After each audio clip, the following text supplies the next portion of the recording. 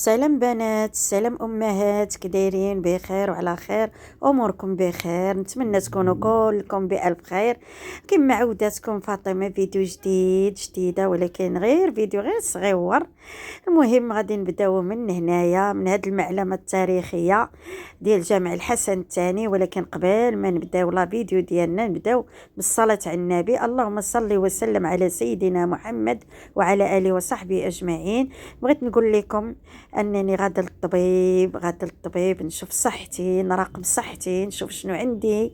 يعني مره خصك تراقبي صحتك السيده الفاضله، تراقبي صحتك، ما تبقايش خايده غير مع الوليدات، مع تمارة، مع الزوج، مع دويرتك. لا، مره ما غتفرطيش في وليداتك، ما تفرطيش في راجلك، ما تفرطيش في دارك، ولكن صحتك عليك حق. مره نقابل صحتي باش هكا نبقى دائما واقفه لوليداتي، ودائما اون فورم لوليداتي، ودائما نعطيهم الطاقه الايجابيه. هنا كنوريكم هذه المعلمه. هذا اكبر مسجد لما خانتنيش الذاكره، راه اكبر مسجد في افريقيا، مسجد الحسن الثاني. كان بناه الحسن الثاني الله يرحمه. معلمه تاريخيه، مسجد غزال، موقع زوين، يعني مسجد ولا اروع. هنايا بغيت نوريكم هذا النفق. دست منه وعجبني هذا النفق.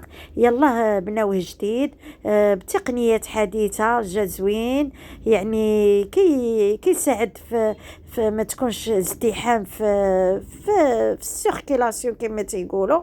يعني يخلي السيركيلاسيون تكون زعما فاضيه، ما تستريسيش مع الزحام. وهذا راكم عارفين كازا دابا راه عامره. الا ما داروش هاد النفق باش يقادوا السيركيلاسيون، راه ما كاين حتى شي حاجه. لان كل شيء شرى الطوموبيل، وكل شيء عنده الطوموبيل، وكل عائله عندها 3 4 ديال الطوموبيلات. يعني راه ما نقولش ليكم. عمرت عنا الدنيا بزاف. هنايا كما قلت لكم انا غادي نمشي ان شاء الله للطبيب. مشيت هنايا غادي ناخذ شي وريقات ديولي. عارفين الوريقات اللي كنعمروا داكشي د لاميتيال. هنا بغيت نوريكم هذا المونطو سخون البنات، شريته جا سخون واعر وزوين، عجبني. يعني الالوان اللي فيه عجبوني بزاف. قلت علاش لا نشاركوا معكم في واحد النبذه اللي هي قصيره وماشي ممله. هادشي اللي كاين هنايا. غادي نمشي ان شاء الله، غادي نشوف الطبيبه ديالي ديال السكر. كنت شفت الطبيبه ديالي ديال القلب وعطاتني الدواء ديالي. الحمد لله ما عنديش شي حاجه غراف. ولكن طبيبه السكر عطاتني ندير امبيلو، خرج عندي السكر شويه طالع. يعني خصني نحاربو دابا ما حدو يلا في البدايه ديالو، لانه ما عنديش شي سكر مزمن. يعني خاصني غير ندير ريجيم. هذه الورقه ديال الريجيم، والماكله اللي خاصني ناكل والماكله اللي ما خصنيش ناكل. يعني عطاتني هاد الورقه باش نتبع هاد النظام ديال الاكل ديالي. انتم عارفين السكر راه ما فيه حتى شي فائده، راه من من المواد اللي مضره بالصحه. راه السكر والملحه والدقيق الابيض راه مضرين بالصحه. هنا كنحاول نبين لكم الا بان لكم. ها انتم كتشوفوا. هنايا كنوريكم شنو هو اللي خاصني ناكل وشنو هو اللي ما خصنيش ناكل، وشنو هو اللي خصني ناكل فيه غير ربع او نص، فهمتي؟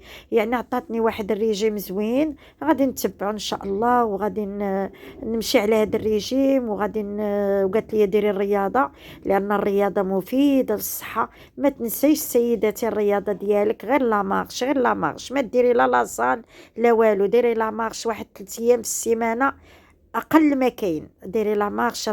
لا مارش راه شي حاجه اكيده ومؤكده.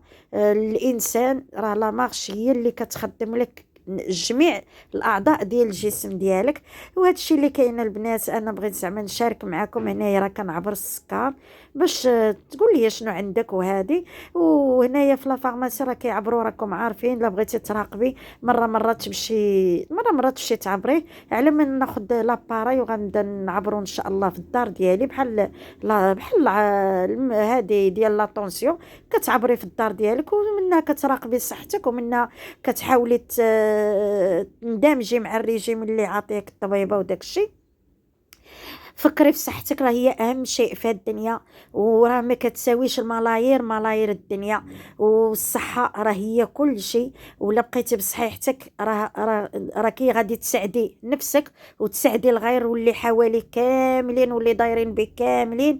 وكان هذا هو الفيديو ديالي ديال هذا النهار، نتمنى يعجبكم ويكون خفيف ظريف على قلوبكم، وما تنساوش اختكم فاطمه من